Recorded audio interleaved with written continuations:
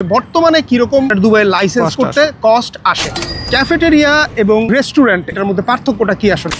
আসসালামু আলাইকুম বন্ধুরা, দুবাই থেকে আপনাদের ভাই আরো একটা ভিডিওতে স্বাগত জানাচ্ছে। আর আজকের ভিডিওর টপিকস হচ্ছে দুবাইতে ক্যাফেটেরিয়ার বিজনেস কিভাবে করতে পারেন সে বিষয় নিয়ে, সাথে নতুন কিছু ধারণা দিব আপনাদেরকে। প্রথম বিষয় হচ্ছে আপনাকে একটা দোকান দেখতে হবে, ক্যাফেটেরিয়ার জোনটা আপনাকে নির্বাচন করতে হবে। আপনাকে খেয়াল রাখতে হবে এখানে কোনো গাড়ি পার্কিংয়ের ব্যবস্থা আছে কিনা, আপনাকে খেয়াল রাখতে হবে এখানে কোনো পার্ক আছে কিনা, আপনাকে খেয়াল রাখতে হবে এটা কোনো রেসিডেন্সিয়াল এরিয়া কিনা। এই বিষয়গুলো মাথায় রেখে আপনাকে জোন সিলেক্ট করতে হবে, এলাকা নির্বাচন করতে হবে এবং সেই এলাকাতেই আপনাকে ক্যাফেটেরিয়াটা নিতে হবে। তবে আরেকটা বিষয় হচ্ছে আপনি যে এরিয়াতে ক্যাফেটেরিয়া দিতে চাচ্ছেন সেই এরিয়াতে কোন দেশি লোক বেশি বসবাস করে সেটাও আপনার দেখতে হবে। ওই এরিয়াতে যেই কান্ট্রির লোক বেশি থাকবে আপনার সেই অনুযায়ী শেপ নিতে হবে, রাইট? আর বন্ধুরা এখানে আরেকটা কথা বলে দিচ্ছি, ক্যাফেটেরিয়া এবং রেস্টুরেন্ট এই দুটো বিজনেসকে কিন্তু অনেকে গুলিয়ে ফেলে, যেটার মধ্যে পার্থক্যটা কি আসলে। ক্যাফেটেরিয়াতে কিচেন রাখতে পারবেন না, আপনি ক্যাফেটেরিয়াতে কিচেন দিতে পারবেন না, রেস্টুরেন্টে আপনার কিচেন থাকবে। আপনি বাসা থেকে অথবা অন্যত্র রান্না করে যদি আপনি ক্যাফেটেরিয়াতে বিক্রি করেন সেক্ষেত্রে কোনো সমস্যা নাই, কিন্তু ক্যাফেটেরিয়াতে আপনি কিচেন দিতে পারবেন না। আর আপনাদেরকে আগেই বলে দিচ্ছি আপনাদেরকে টোটাল কস্ট কত আসতে পারে সে বিষয়টাও আপনাদেরকে ভিডিওর এক পর্যায়ে গিয়ে বলে দিব।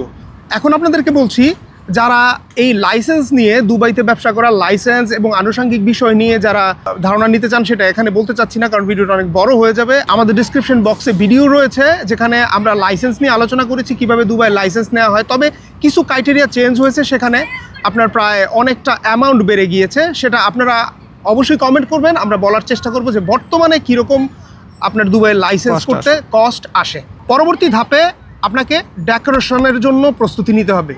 ডেকোরেশন করবেন আপনার মন ইচ্ছা মতো করে, অবশ্যই খুব ভালোভাবে ডেকোরেশন করতে হবে।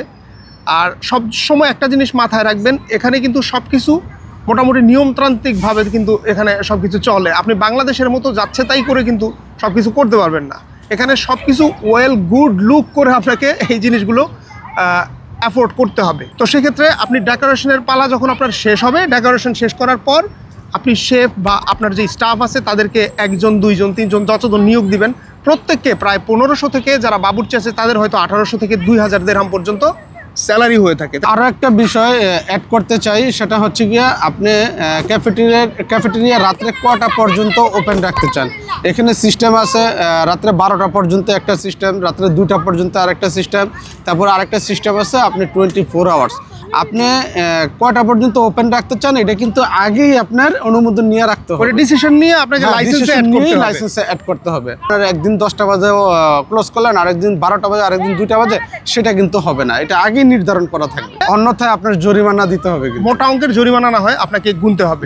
এবার বলে দিচ্ছি ইম্পর্টেন্ট একটা বিষয়, আপনারা অনেক সময় দেখবেন দুবাইতে বাহিরের যে ফুটপাত রয়েছে, ফুটপাতের মধ্যে টেবিল চেয়ার বসিয়ে কাস্টমারদের সামনের অংশটাতে ক্যাফেটেরিয়াতে টেবিল চেয়ার এগুলো বসিয়ে কাস্টমারদের সার্ভ করা হয় খাবার। তো সেক্ষেত্রে এটা কিন্তু আপনি চাইলেই পারবেন না, আপনাকে সেক্ষেত্রে আরটিএ কর্তৃক একটা পারমিশন নিতে হবে। এখন আপনাদেরকে বলছি আরটিএর পারমিশনটা কিভাবে নেবেন ভাই বলেন। এটা ক্যাফেটেরিয়ার সাথে কিন্তু অ্যাডজাস্ট না, এটা ক্যাফেটেরিয়ার বাইরের একটা বাইরের হিসাব, এটা আরটিএ থেকে অনুমোদন নিতে হবে।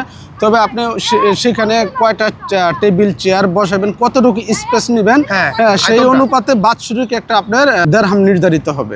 সাধারণত বাৎসরিক হারে এটা কিরকম আসে ভাই? এটা আপনার বাৎসরিক 8000 আসতে পারে, আপনি 10,000 আসতে পারে, 12,000 আসতে পারে, মানে এটা আসলে স্পেসের উপরে নির্ভর করে, এটা এক্স্যাক্টলি বলা মুশকিল।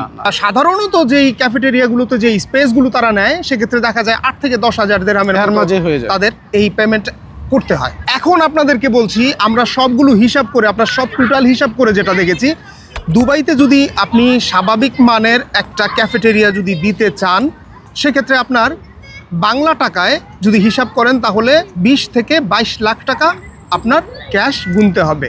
আপনি যদি দিরহামে সেটা কনভার্ট করেন বা দিরহামে যদি করে সেটা করতে চান তাহলে 60 থেকে 65 বা এর আশেপাশে হাজার পুঁজি নিয়ে আপনাকে এই ক্যাফেটেরিয়ার বিজনেসটা শুরু করতে হবে।